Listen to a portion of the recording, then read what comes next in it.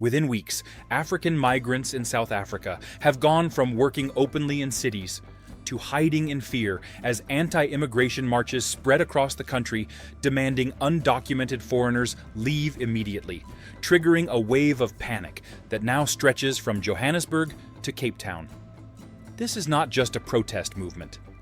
It is a warning sign of how quickly economic frustration turns into targeted violence against migrants who built lives inside South Africa's fragile urban economy. Organizers linked to the March and March campaign now give people until June 30 to leave, while migrants describe growing fear that legal papers no longer guarantee safety.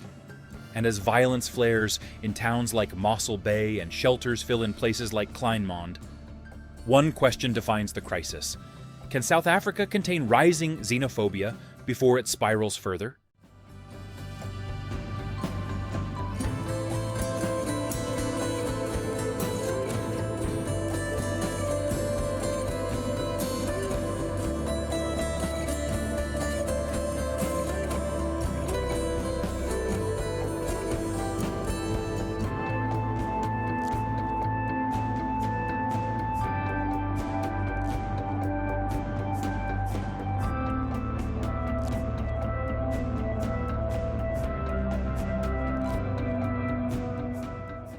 South Africa has long depended on migrant labor from neighboring countries, including Mozambique, Malawi, Zimbabwe, and Ethiopia, especially in mining, construction, and informal trade.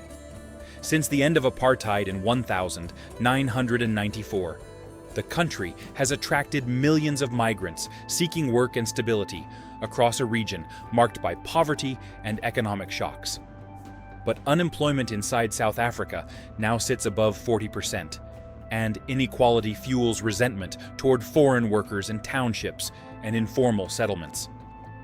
In recent weeks, the March and March movement has organized rallies demanding mass deportations of undocumented migrants, setting deadlines and intensifying political pressure on the government.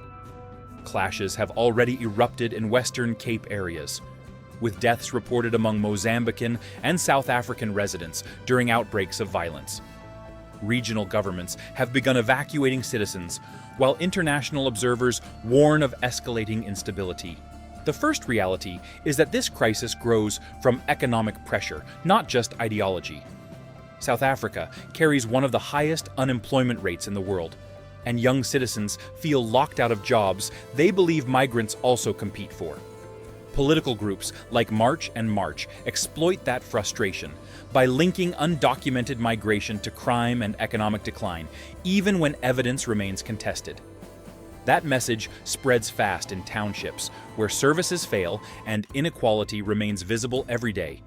Local protests then escalate into targeted expulsions, as communities force migrants to flee informal housing zones without legal process. This creates a feedback loop where economic anger turns into street enforcement by mobs instead of the state itself.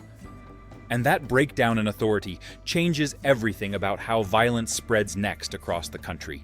The second reality is that xenophobia in South Africa does not emerge suddenly. It follows a long pattern of recurring outbreaks that stretch back to the 2008 riots, when violence killed dozens and displaced more than 150,000 people. The same cycle reappears when unemployment rises and political actors fail to provide solutions that address inequality and housing shortages. Today, groups like March and March organize marches that set deadlines for migrants to leave, which transforms social frustration into coordinated pressure campaigns against foreign communities. These campaigns gain traction because many South Africans already feel abandoned by state services and overwhelmed by crime concerns in urban areas. Once fear enters that environment, misinformation spreads quickly through social media and local networks, intensifying tensions between neighbors who previously coexisted peacefully for years. This repetition shows that the current wave does not stand alone, but sits inside a deeper structural crisis that links economy, politics, and identity. And that pattern is now expanding faster than before. The third reality is that the current political response risks deepening the crisis instead of stabilizing it. President Cyril Ramaphosa now promises stricter enforcement against illegal immigration, while insisting only state authorities can conduct enforcement operations. But political competition ahead of local elections pushes smaller parties to align with anti-migrant rhetoric in order to gain voter support. This creates a dangerous incentive structure where politicians benefit from hardline messaging even when it increases street-level hostility. Meanwhile, law enforcement struggles to control outbreaks in informal settlements where state presence remains weak. As violence spreads, migrants lose trust in legal protection systems and begin to flee preemptively. This weakens local economies that depend on migrant labor, especially in trade and services across major cities. And that instability now risks becoming self-reinforcing unless political actors break the cycle. The implications of South Africa's escalating xenophobia extend far beyond its borders and directly affect regional stability across southern Africa. Neighboring states like Mozambique, Malawi, and Zimbabwe already depend heavily on remittances sent home by migrant workers in South Africa. When violence forces migrants to flee or return home, those remittance flows shrink, and entire rural communities lose income stability. That economic shock spreads quickly across borders and increases pressure on already fragile economies. At the same time, South Africa risks damaging its reputation as the continent's most industrialized economy, which could reduce foreign investment at a moment when it already struggles with high unemployment and slow growth. International businesses may reassess exposure to instability in urban centers like Johannesburg and Cape Town if violence continues to spread unpredictably. This also changes the strategic calculations of global powers that engage with Africa. The European Union already funds migration management programs in the region, and rising instability could push Brussels to increase financial and security assistance to South African authorities. The United States and China also monitor South Africa closely because it serves as a key gateway for trade and maritime routes around the Cape of Good Hope. Any prolonged instability could influence shipping costs and regional logistics chains. Inside South Africa, the political consequences also intensify. Parties that support hardline anti-immigration positions may gain short-term electoral advantage, but they also risk long-term fragmentation of the political system as violence becomes tied to campaign narratives.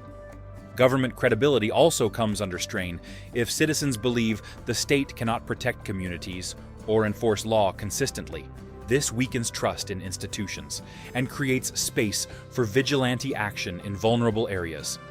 And that dynamic creates a feedback loop where insecurity fuels further migration pressures as foreign nationals seek safer destinations within Africa or beyond it.